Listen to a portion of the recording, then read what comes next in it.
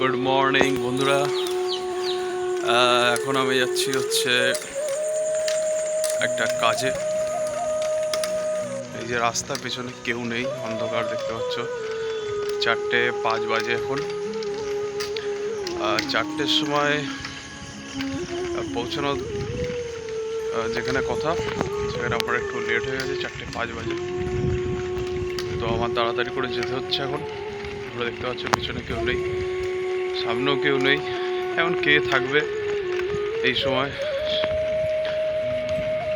সবাই ঘুমোচ্ছে, আর যারা সাধারণত থাকার কথা তারা রয়েছে। তো আমি একটা ভিতরের রোড ধরলাম, যে রোডটা ধরে এখন যাওয়াটা সহজ হবে। এতক্ষণ আমি মেন রোড ধরে আসছিলাম, তখন ওই রোড ধরে দেখছি যেতে গেলে একটু লেট হয়ে যাবে।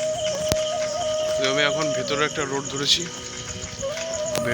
ভেতরের রোড ধরে আশা করি তাড়াতাড়ি পৌঁছে যাবো। কিন্তু ভেতরের রোড ধরে একটা যাওয়ার একটাই বিপদ আছে, সেটা হচ্ছে কুকুর। এই সময় রাত্রিবেলা ঠিক ভোর হচ্ছে, কিন্তু কুকুরের কাছে এটা তো রাত। তো ওরা আবার রাত্রিবেলা দেখলে, একা দেখলে, পথঘাটে কোনো লোকজন থাকলে অসুবিধা হতো না, কিন্তু ওরা আবার রাত্রিবেলা একা দেখলে ওরা খুব অ্যাটাক করতে পারে। এই ব্যাপারটা আছে। আর বুঝতেই পারছো, কুকুরে যদি অ্যাটাক করে তো 14খানা ইঞ্জেকশন কনফার্ম। তো এই মুহূর্তে এই ভয় আর কি চলছি, কুকুর না অ্যাটাক করে। ওকে গাইজ, সামনে দেখতে থাকো। তো গাইজ, আমি এখন চলে এসেছি। আমি এখন রয়েছি মা ভবনী সেবক সংঘর মাঠে। এখানে সঞ্জয়দা আসবে, যার সাথে আমি কাজে যাব, আমারই বন্ধু সঞ্জয়দা।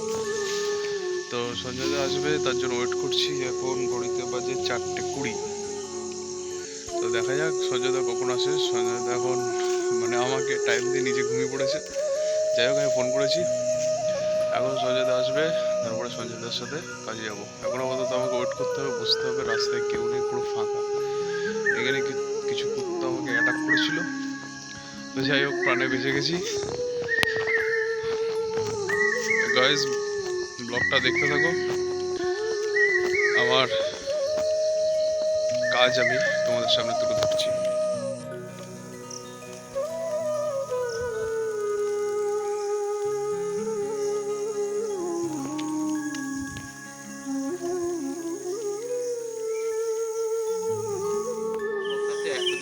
প্রায় 4-5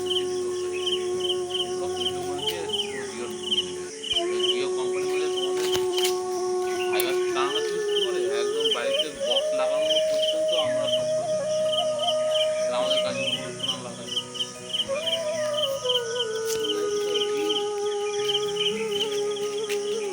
সব কোম্পানির ছেলেমেয়েদের